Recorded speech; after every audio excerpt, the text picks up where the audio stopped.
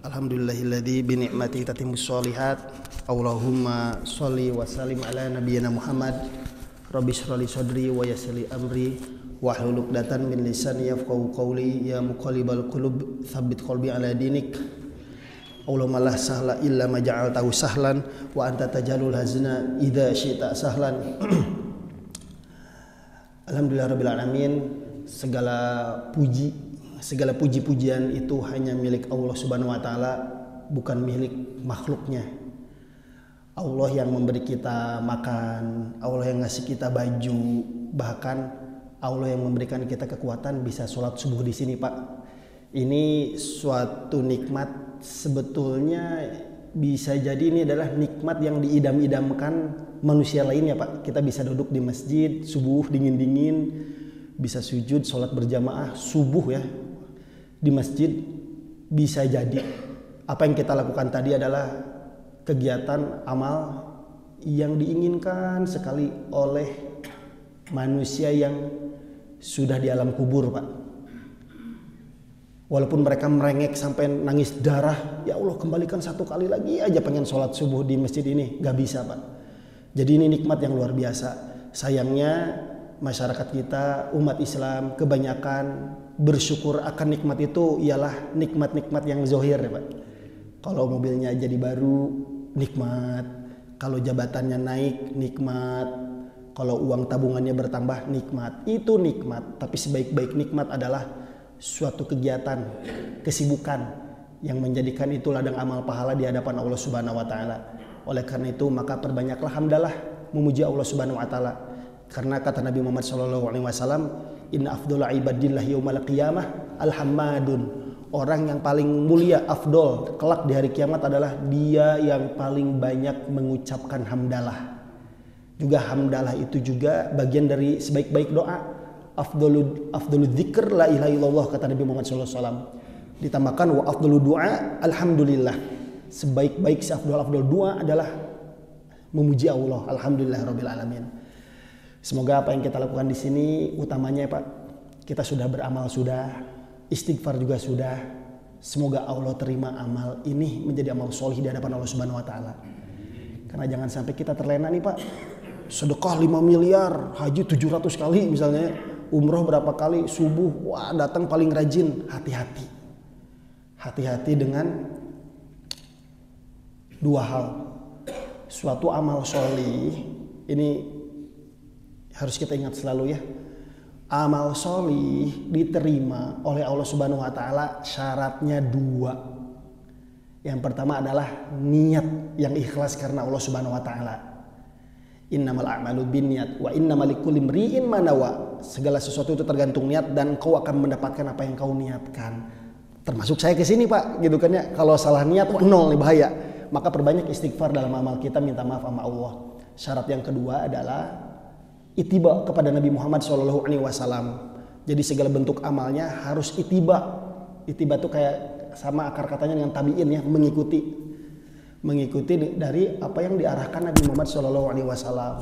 Seperti itu Pak. Nah subuh ini Pak, mungkin tadi katanya dibatasi ya, waktunya singkat. Mudah-mudahan apa yang disampaikan ini buat pengingat saya pribadi juga untuk bisa kita lebih semangat lagi mengamalkannya.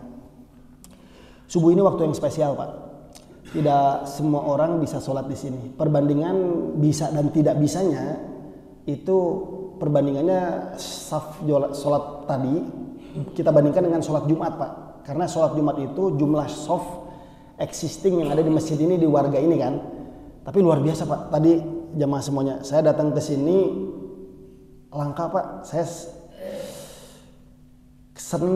seneng kalau di masjid itu keliling masjid-masjid itu ya. Untuk patokan saya, soft tadi ada sampai 4 atau 5 gitu ya. Itu terbilang banyak Pak untuk di komplek ya, apalagi perkampungan, permukiman lah. Karena dulu saya pernah itikaf di sini Pak beberapa hari. Saya masih ingat belum ada bangunan ini gitu kan ya. Karpetnya gak warna biru nih. Mungkin sekitar sebelum saya nikah ya 2016. Berarti hampir 10 tahun lalu. Dan banyak perubahan-perubahan yang baik Pak. Semoga ini ciri-ciri ya Allah menurunkan berkah dan rahmat untuk warga di sini semua. Amin. Nah ibu bapak, ada ibunya, mungkin di belakang ada ya. Jamaah semua yang mudah-mudahan Allah muliakan dan Allah sayangi. Subuh. Ada apa dengan subuh? Ibu bapak, subuh itu adalah waktu yang berkah. Waktu yang tidak bisa dinikmati oleh semua orang. Waktu yang hanya bisa dirasakan oleh orang-orang yang terpilih. Waktu yang kalau kita tarik nafas dalam-dalam, itu nafas yang paling enak, seger itu subuh. Kenapa? Karena waktu subuh tidak bercampur nafasnya dengan orang-orang munafik, Pak. Satu itu. Yang kedua, waktu subuh itu memang hanya orang-orang pilihan yang bisa ke sini karena berat, Pak. Bangunnya. Saya juga tadi deg-degan sebelum ke sini, aduh takut kesiangan gitu kan ya. Tapi alhamdulillah izin Allah tidak kesiangan. Nah, subuh itu waktu yang penuh berkah, Pak. Kami ingin menyampaikan, udah kata siapa subuh waktu penuh berkah? Yang bicara itu adalah Nabi Muhammad SAW. Hadis sahih dari hadis riwayat At-Tirmizi disebutkan Nabi SAW itu pernah berdoa begini, Pak. Allahumma barik li ummati fi bukuriha. Ya Allah, berkahilah umatku di waktu paginya, maksudnya di waktu subuh. Berkahilah ya Allah. Doa khusus dari Nabi Muhammad SAW yang gak mungkin ditolak. Artinya ini waktu berburu, Pak, sebetulnya subuh itu. Waktu berburu untuk kita mengambil manfaat-manfaatnya. Jadi ini waktu yang berkah, Pak. Beruntung kalau kita udah punya anak ya, anaknya bisa kita ajak sholat bareng di sini, sholat subuh di sini. Bahkan beraktivitas dimulai dari waktu subuh itu dianjurkan, Pak. Tapi sunnahnya lebih baik ba'da subuh tuh zikir sampai waktu syuruk, terus sholat isyraq 2 rakaat itu lebih baik lagi. Jadi ini penuh keberkahan, Pak. Jadi pertahankan istiqomahan kita untuk bisa sholat subuh berjamaah di sini. Sudahlah, kita udah capek di waktu-waktu produktif kita di siang hari sampai menjelang malam kerja, capek, mungkin mikirin hutang, mikirin target bisnis, mikirin pekerjaan. Subuh itu waktunya healing, Pak. Cuma sayangnya, Pak, tadi disebutkan ya, saya juga ada tugas lain tuh di Jawa Barat, jadi anggota DPRD Provinsi Jawa Barat. Saya sering keliling, Pak, ke kabupaten, ke kecamatan-kecamatan. Kebanyakan, ini mah enggak ya, kebanyakan hobi bapak-bapak healing itu bukan beraktivitas beramal di waktu subuh. Apa coba yang paling populer? Mancing. Ya. Healing hura oi, mancing oi. Nah, coba healingnya itu dibawa zikir di pagi hari. Fasubhanallahi hina tumsuna wa hina tusbihun. Bertasbihlah, berzikirlah di waktu pagi, kata Allah Subhanahu wa taala dalam Al-Qur'an. Itu yang pertama. Waktu subuh itu berkah, Pak. Jadi yuk kita istiqomahkan aktivitas kita bisa sholat subuh berjamaah seperti ini dan minta tolong sama Allah, Pak. Kita jangan sombong. Bisa jadi Allah cut, tiba-tiba peng 2 bulan hilang di masjid subuh hari. Biasanya orang yang kayak gitu mungkin bisa jadi menimpa saya. Penyebabnya adalah dosa, Pak. Tiada yang lain. Orang sulit beramal itu karena dosa. Tapi kita jangan sudon, oh si itu mah tara sholat di masjid, dosanya gede. Jangan. Itu cuma untuk kita sendiri, Pak. Jangan digunakan untuk menilai orang lain. Yang kedua, nah ibu bapak, semua orang yang di sini pasti ingin bahagia kan? Ternyata, Pak, tadi saya malam, Pak, sebelum menyiapkan materi ini, saya menemukan hadis dari Abu Hurairah radhiyallahu anhu dari Bukhari Muslim ya, Pak. Disebutkan, pasti ibu bapak tahu semua hadis ini. Setan itu mengikat 3 tali tengkuk, di tengkuk kita tuh bikin 3 ikatan pas tidur. Tahu kan?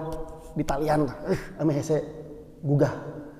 Nah, ketika kita bangun, kemudian berzikir, membaca doa bangun tidur, putus 1 ikatan, cetak, tinggal sisa 2 lagi. Kemudian kita wudhu, mau sholat nih, tas, putus lagi 1 ikatan. Yang ketiga, ketika kita sholat, putuslah 3 ikatan setan itu.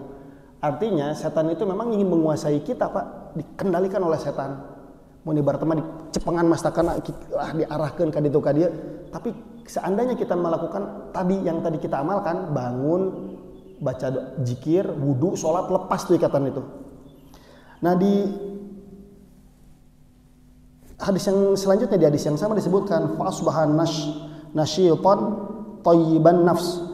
Di pagi hari, orang yang bangun pagi nih sholat subuh kayak kita, dia akan bersemangat dan bergembira, Pak. Kata Nabi Muhammad SAW, jika melakukan hal yang tadi, dia akan ceria. Jika tidak melakukan hal yang tadi, bangun, wudu, sholat, dia akan tidak ceria dan menjadi malas. Sok cobaan jangan cobaan lah. Mungkin pernah kita lewat subuh, jebret, bangun telat, sholatnya telat, bawa anak-anak lunglai kan Pak, hoream gitu kan, dia pusing, berat tungkuk segala rupa. Emang ada hadisnya ini, Bukhari Muslim. Di sini sebutkan nasyiton thayyiban nafs, berbahagia, nasyiton itu bersemangat, aktif dan bergembira. Jadi kalau kita memang ingin mengawali hari dengan baik, penuh kegembiraan, penuh keceriaan, walaupun banyak masalah Pak.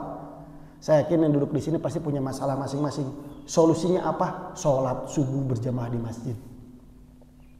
Jadi kalau ada pemuda-pemuda Pak, apalagi ibu-ibu Pak, kalau misalnya curhat, Pak Agung, Bang Emok, aduh, Pak Agung, BPJS, Pak Agung, iya kumah budak sekolah, Pak, banyak. Untuk beberapa laki-laki saya sarankan, kalau kamu ingin ada perubahan hidup, sholat subuh berjamaah di masjid Pak. Nah seperti itu. Jazakallahu khair Bapak. Itu yang kedua. Jadi yang pertama subuh penuh berkah. Yang selanjutnya penuh kebahagiaan dan keceriaan orang-orang yang Allah berikan kesempatan seperti kita. Nah yang selanjutnya Pak, terkait subuh ini menarik Pak. Banyak keutamaan, mungkin ibu bapak juga sudah tahu, tapi sekedar mengulang kembali. Keutamaan kita bisa sholat subuh berjamaah seperti ini Pak. Jazakallahu khair. Yang pertama apa coba Pak?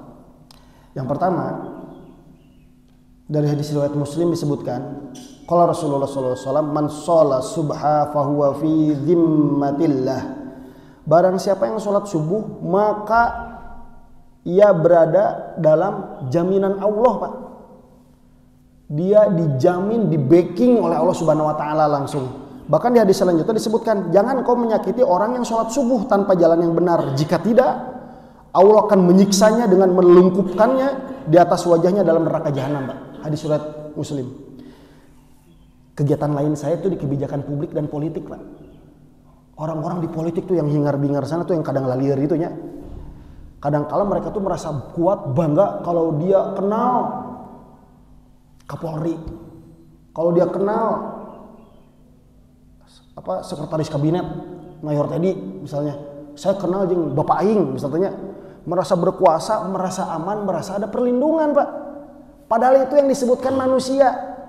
Ngasih pahala aja nggak bisa, ngasih kuota usia aja nggak bisa ditambahin atau dikurangin lah, nggak bisa Pak. Makhluk tak kuasa, Allah maha kuasa. Sebaik-baik backing, sebaik-baik jaminan Allah Subhanahu wa taala. Dan kalau kita mau punya backingannya Allah Subhanahu wa taala, sholat subuh Pak. Maka kalau Pak, seandainya di lingkungan kita ada yang merasa terancam keselamatannya, solusinya apa? Sholat subuh Pak. Karena saya meyakini sebaik-baik backing gitu ya, pelindung Allah Azza wa Jalla. Jadi kasih nasihat Pak, nanti kalau ada orang-orang hukumannya saya tanya, wah itu di arah saya dijebak, nanti kena kasus hukum segala rupa. Sholat subuh Pak. Allah yang backingnya langsung. Dia punya backing siapa? Misal, oh dia punya backing orang besar, tah lawan Allah, Tuhannya saya. Tapi tentu diiringi dengan ketakwaan. Seperti itu. Jadi itu Pak, yang pertama keutamaan yang luar biasa ini Pak, dapat backingnya Allah Subhanahu wa taala. Yang selanjutnya Pak, ternyata kita tadi sholat subuh tadi Pak, itu dijanjikan apa? Surga. Dan dijanjikan apa? Perlindungan dari siksa api neraka. Ya, dari Abu Musa radhiyallahu anhu, Nabi sallallahu alaihi wasallam bersabda, man sholal bardain dakhalal jannah. Barang siapa mengerjakan sholat bardain. Apa itu sholat bardain? Adalah sholat subuh dan asar Pak. Itu dua sholat yang konon katanya susah. Subuh mah tunduh, asar mah sibuk. Banyak orang-orang tuh terjebak di jalanan karena pulang macet gak keburu sholat. Ya, Jakarta, kota Bandung. Karena emang susah Pak. Makanya Allah berikan dua jaminan dakhalal jannah, masuk surga untuk bisa sholat subuh dan asar. Pak Agung, aik itu mah tujuhur tekedahnya. Enggak gitu Pak. Semua sholat itu harus, karena itu penggugur dosa. As-sholawatu khoms, yang 5 sholat ini wajib, jangan ditinggalkan. Tapi ada keutamaan untuk subuh ini. Apa itu? Perlindungan, masuk ke dalam surganya Allah Subhanahu wa taala. Dan di hadis yang lain adalah tidaklah akan masuk neraka orang yang melaksanakan sholat sebelum terbitnya matahari, yaitu sholat subuh. Dan sholat sebelum tenggelamnya matahari, yaitu sholat asar. Ditolong Pak, ini orang-orang yang sibuk dengan pekerjaan yang belum pensiun. Hati-hati dengan dua waktu itu, jangan kecolongan. Dimention, disebut langsung sama Allah, hati-hati nih. Anda ataupun saya blunder dengan dua waktu itu, lihat ancamannya. Hati-hati Pak. Tapi kan dia gubernur, Pak Agung sibuk. Gubernur. Tapi kan dia menteri, anggota dewan, kagak ada Pak. Karena inna akramakum indallahi atqakum. Sebaik-baik manusia di hadapan Allah bukan yang calegerahan suaranya banyak, jabatan yang menguasai APBD triliunan, tidak. Penentunya tetap ketakwaan. Seperti itu. Yang selanjutnya Pak, apa sih keutamaan kita nongkrong kayak gini nih?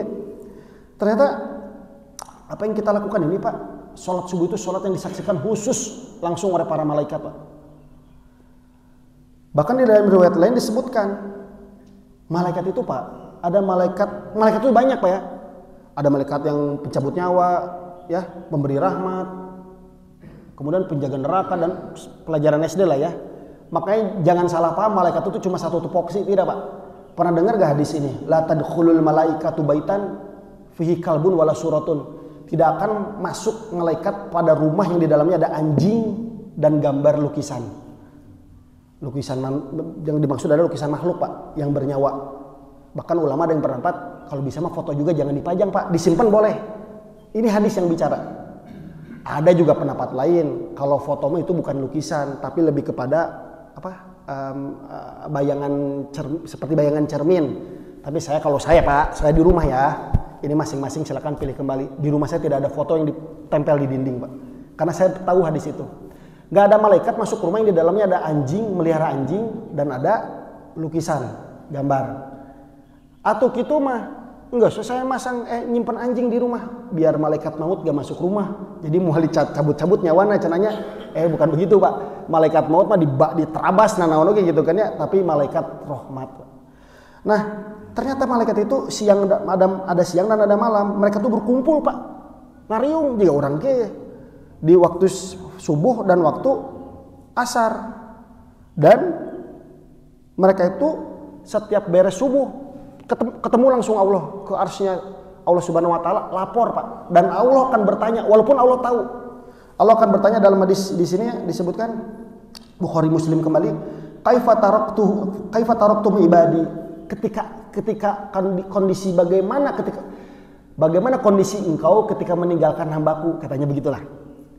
Ketika kamu meninggalkan di waktu subuh, apa yang kau terlahir lihat kepada hamba-hambaku ini? Jawabannya bisa macam-macam Pak. Oh, dia ketika ditinggalkan sedang berzina open BO di hotel, bisa. Oh, dia ketiduran tidak sholat subuh, bisa. Oh, dia sedang mabuk di klub, bisa.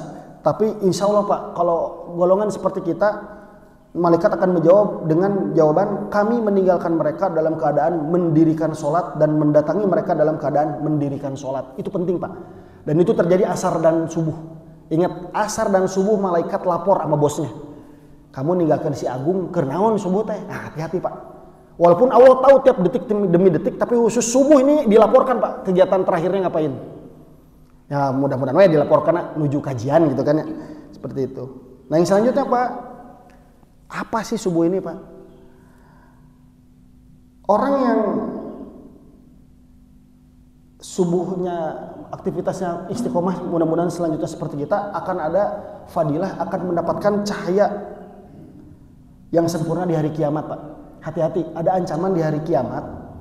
Hari kiamat itu pasca kiamat sampai nunggu dihisab itu hari kiamat Pak, semuanya Pak. Ingat, ada orang yang dibangkitkan kondisinya buta Pak. Ittaqu dzulma fa inna dzulumatun yaumal qiyamah, kata Nabi sallallahu alaihi wasallam, jangan kau zolim karena kelak nanti dari kiamat engkau bisa jadi gelap, poek, buta Pak. Kabayang tuh Pak, ketika dibangkitkan batur mah ningali ka ditu ka dieu, ningali ieu ningali itu, tiba-tiba buta, bari jeung diperpak disiksa gitu kan ya. Di padang mahsyar kepanasan, kondisinya buta, wah tersiksa Pak. Nah katanya Pak, kalau mau kita mendapatkan cahaya yang terang ketika ada di kiamat, nah ini momentumnya. Berikanlah kabar gembira kepada mereka yang berjalan pada kegelapan subuh menuju masjid, bahwa mereka mendapatkan cahaya yang sempurna di hari kiamat. Maka semangatlah Pak. Hari kiamat ini Pak udah gak penting Pak tabungan, rumah, mobil, jabatan, pertemanan. Yang ada itu ialah rahmat Allah dan amal-amal soleh peninggalan kita di Sanggar Mas ini Pak. Jadi cahaya Pak. Ada cahaya kelak dari kiamat untuk orang-orang yang ketika subuhnya itu semangat. Batur mapoek, imah sangat cerah, wah Masya Allah. Juga yang selanjutnya Pak, ini yang paling seneng saya hadis ini Pak saya sampaikan Pak. Untuk penyemangat orang-orang yang mungkin futur ya, tiba-tiba hilang dari masjid atau enggak masih susah ke masjid. Termasuk ke staf-staf kami Pak. Saya sering sampaikan ini. Ini hadis yang cantik menurut saya. Begini Pak, dari hadis riwayat Muslim ya, dari Utsman bin Affan bahwa Nabi SAW bersabda, saya baca terjemahannya saja.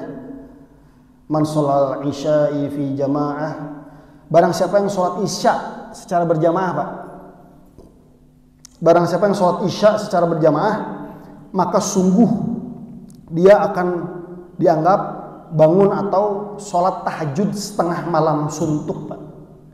Anda tadi sholat isya kan di masjid, pahalanya itu setara dengan Anda sholat tahajud setengah malam.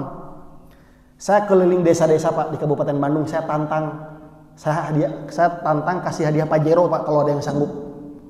Badijeng jika nama ada deg-degan bisa yang sanggupnya. Ada nggak di kampung ini yang bisa sholat dari isya sampai jam 1 malam nonstop? Ku saya kasih Pajero Pak. Suga nunggu ngacung. Alhamdulillah Pak nggak ada yang ngacung Pak. Jadi kalau Anda ingin pahala isya, bangun sholat isya sampai jam 1 malam, pahala sebesar itu Pak, itu selesai dengan sholat isya berjamaah di masjid Pak. Cuma kadangkala ini uniknya nih. Di masjid-masjid kadangkala yang ramainya maghrib, isya justru ngurangan. Justru itu yang keren pahalanya. Bukan berarti maghrib kudu ditinggalkan, sadayana disikat, tapi isya itu pahalanya setengah malam suntuk tahajud. Dan barang siapa sholat subuh secara berjamaah, maka seakan-akan dia sholat tahajud semalam suntuk Pak. Dari ba'da isya jebret nepikan ke subuh tadi dianggap pahala sholat. Ada dulu kisah sahabat ya, saya tidak bisa, saya telat ya Rasul, telat sholat subuh berjamaah di masjid kunaon gara-gara sholat tahajudnya kelamaan panjang. Salah kan. Justru kalau mau diadu pahala, sholat subuh yang lebih gede. Walaupun memang sholat tahajud ada keutamaan-keutamaan khusus, sepertiga malam, memakbul doa dan lain sebagainya. Memang, tapi subuh pahalanya 1 malam suntuk sholat tahajud. Kalau bisa mah dua-duana diudag. Pagung berat saya teh. Bangun jam 1 malam tidur li bablas. Ini ada strateginya Pak. Kalau mau sebelum adzan subuh 10 menit atau setengah jam sebelumnya bangun sholat tahajud sambung ke subuh. Jadi nggak ada tidur dulu. Boleh gitu juga Pak. Nah itu Pak. Dan ingat Pak bahwa sebentar. Nah 7 menit lagi. Bahwa pahala yang besar itu kita perlukan Pak. Pak Agung beramal mah tong ngarep-ngarep pahala lillahi ta'ala tuh keula. Yang nyuruh kita berharap pahala dan surga itu Allah Pak. Dulu saya pernah debat sama orang Makassar ketika berdakwah seperti ini, amal ini fadilahnya ini, amal ini fadilahnya ini. Kalau beramal jangan ngarep-ngarep pahala, salah, sesat itu punten ya. Nggak apa-apa, ihtisab namanya. Justru harus ngarep. Sombong banget yang ngarep pahala. Nabi saja berharap surga, sahabat saja meminta surga. Lah kita sahabat bukan, dosa pabalatak gitu kan ya. Maka berharaplah surga kepada Allah Subhanahu wa taala dengan berharap rahmat Allah. Bagaimana cara ikhtiarnya? Kerjakan amal di akhir zaman ini yang singkat, yang ringan tapi pahalanya besar Pak. Kita nggak ada kemungkinan besar nggak bakal diberikan kesempatan bisa sholat 1000 tahun kayak Nabi Nuh. Betul tidak? Paling 60-70 tahun. Maka di umat Nabi Muhammad ini punya kekhususan. Banyak amalan ringan, pahalanya gede Pak. Nah itu incer Pak. Sikat gitu. Salah satunya adalah sholat subuh berjamaah. Semalam suntuk. Nah itu keutamaan sholat subuh Pak. Ini selanjutnya. Terkait sholat subuh 2 lagi ya Pak. Sholat subuh itu obat sifat munafik Pak. Nabi SAW saja berdoa untuk terlindung dari sifat munafik.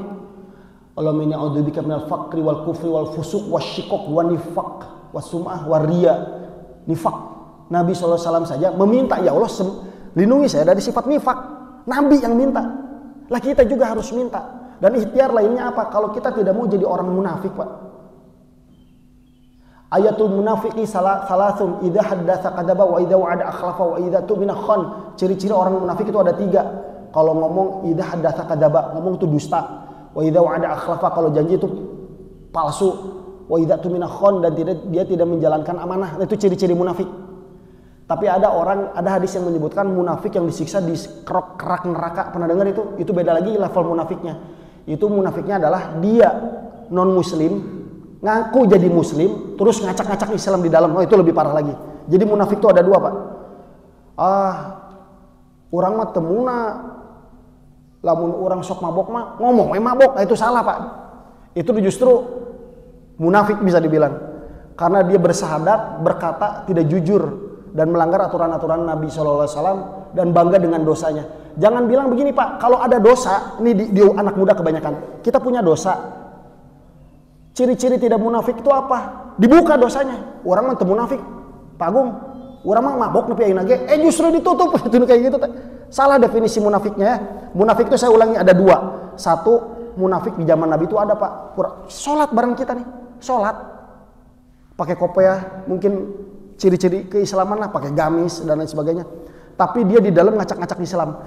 Lihat kan di media sosial sekarang ada orang ngaku Islam, tiba-tiba ngadu domba, tiba-tiba ngadukung Israel, tiba-tiba ngecaci maki ulama Islam padahal.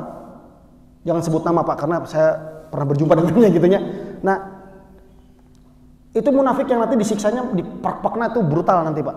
Tapi untuk sifat munafik yang tadi ada 3, ngomong bohong, janji palsu, amanah teu dijalankeun. Semoga kita terlindung dari sifat itu. Salah satu terapi obatna sholat subuh berjamaah di masjid. Gitu, Pak. Karena sesungguhnya dari Bukhari Muslim ya, Nabi SAW bersabda, sesungguhnya sholat yang paling berat bagi orang-orang munafik adalah sholat Isya dan subuh tuh. Ada hubungannya dengan hadis yang sebelumnya. Seandainya mereka mengetahui keutamaan yang terdapat padanya, niscaya mereka pasti sholat subuh, sholat Isya datang dengan cara apa, Pak? Merangkak, Pak, ngorondang, Pak. Logikanya kia, Pak. Mungkin itu mungkin, Pak. Contoh, rumah Bapak di depan. Sorry gini, Bapak punya rumah nih.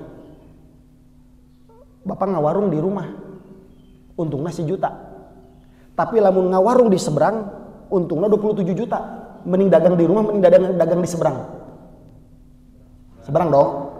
Kalau perlu, Pak, ngorondang, Pak, untung 27 juta. Itu juga dengan fadilah sholat berjamaah di masjid. Di rumah tuh 1 kebaikannya. Tapi kalau di masjid berjamaah 27. Nah, merangkaknya seperti itu, Pak. Mungkin itu menimpa saya juga. Saya bisnis di sini dan di sini bedanya 27 kali lipat.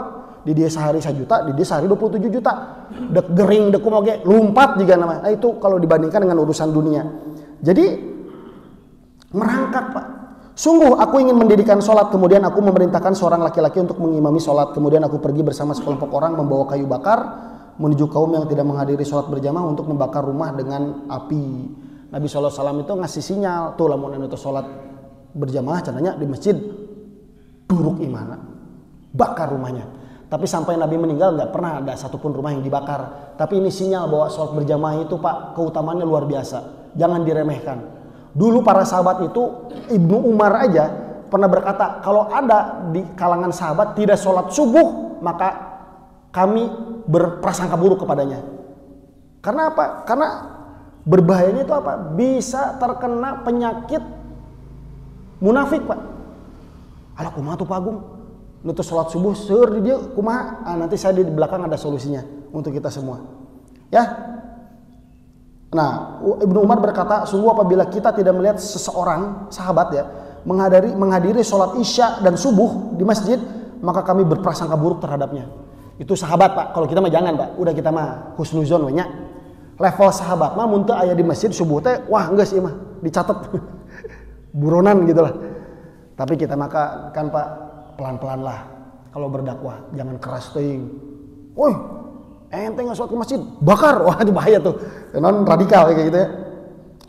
Nah, jaga juga, Pak, ketika subuh ini untuk memaksimalkan pahala kita, jangan lupa, Pak, jangan lupa sebelum sholat subuh usahakan sholat 2 rakaat rawatib ya.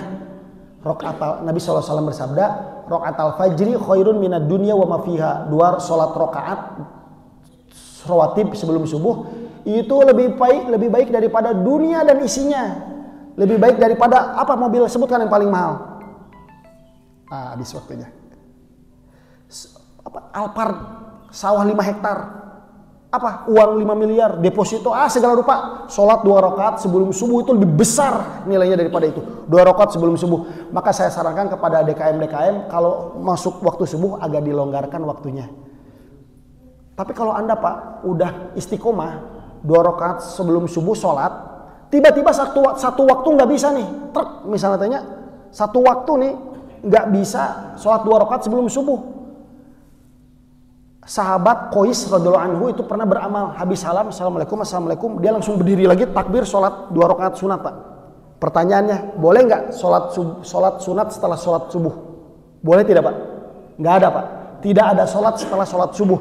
Tapi untuk rawatib ini ada kekhususan Pak. Catatan, asal syaratnya dia udah istiqomah, satu. Yang kedua, nggak keseringan lah.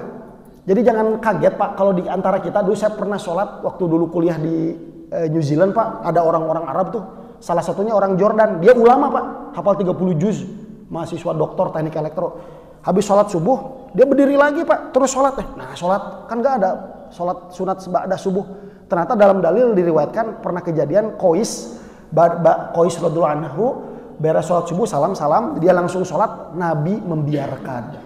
Dan itu jadi hukum Pak. Tapi tolong diamalkan terusnya, pun bisa mas sebelum sholat subuh. Penting Pak, umat itu Mas. Saya sama santri saya Pak di Bahana Cendikia, sekolah Islam terpadu di sana. Awas, saya ancam Pak. Sholat 2 rakaat, rakaat al-fajri khairum minad dunya wa ma fiha. Kalau kamu lewat, awas, ini ancam sama saya. Lebar Pak, pahalanya besar. Juga itu mungkin Pak yang bisa saya sampaikan. Kenapa saya membahas subuh?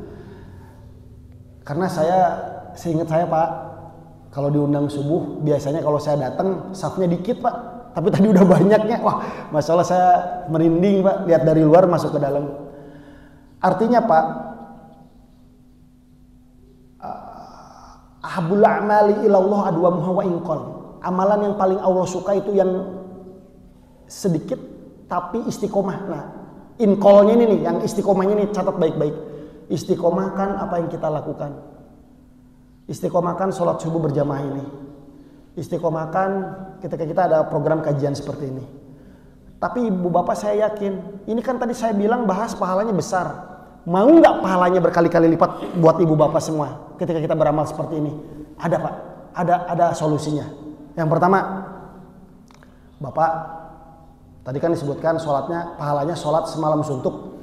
Kalau ada yang azan, di sini ada yang azan.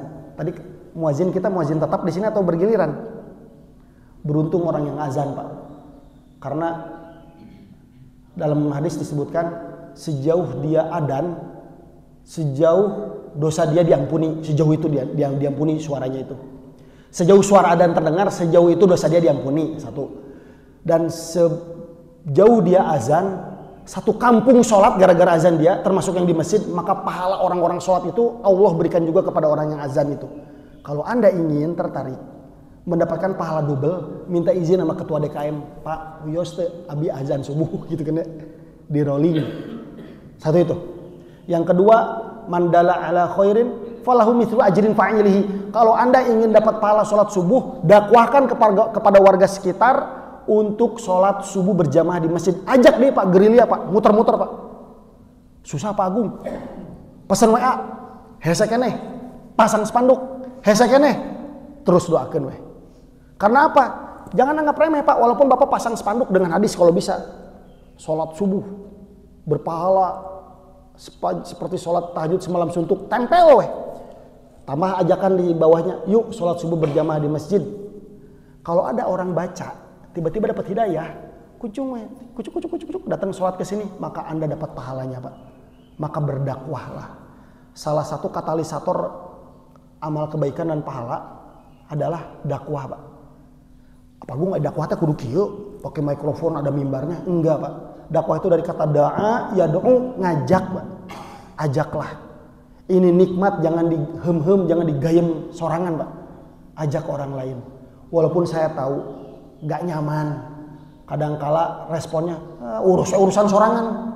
Riweh. Mana weh sholat di masjid? Tahan mental kita Pak. Karena belum pernah kejadian di Banjaran ada orang berdakwah tiba-tiba lagi sujud dibaledog ku kotoran sapi jeung joroan sapi. Gak ada kan? Nabi mengalaminya. Makanya seberat-berat asyaddu bala'an, saya lupa hadisnya. Pokoknya al-anbiya, seberat-beratnya ujian, musibah itu hanya untuk para nabi. Maka berdakwahlah Pak. Mungkin itu yang bisa saya sampaikan. Saya mohon maaf, kayaknya lebih 30 menit. Mudah-mudahan Pak, kedepannya kita bisa berjumpa kembali. Jangan sungkan untuk bisa undang saya kembali. Saya seneng Pak kesini tuh Pak. Saya ngerasa Pak, sharing seperti ini membawa kebahagiaan buat saya sesuai hadis yang tadi. Kedua, tadi kan disampaikan ya Pak ya, saya teh politisi.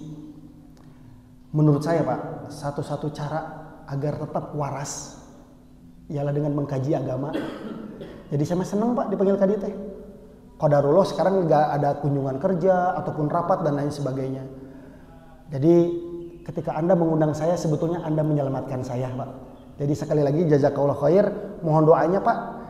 Dulu mah aspirasi ke sini teh kalau tidak salah teh drainase di depan Pak. Kami itu dulu 10 tahun yang lalu ya. Kalau nggak salah ada drainase dari Komisi C kalau tidak salah tuh. Kesininya belum ada lagi ya Pak. Apunten, karena ketika bawa program kegiatan ke sini agak susah karena harus serah terima perumahan Pak. Ini sudah serah terima belum? Oh sudah, nah harusnya udah bisa masuk. Kapan Pak? Tahun berapa? 2 tahun yang lalu. Nah dulu Pak, saya pernah mau benerin PJU aja Pak, sama PUTR berantem Pak. Pak Agung tuh bisa, can serah terima di Putrako Pak. Nah kalau statusnya seperti itu, insya Allah Pak, seharusnya bisa masuk program-program sebagaimana kami dulu masukin program ke perumahan di Langonsari.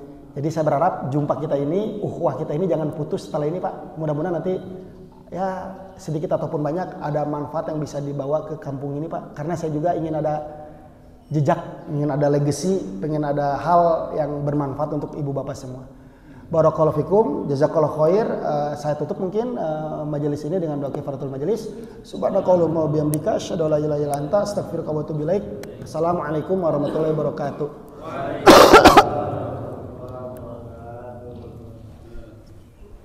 Ditampik Pak.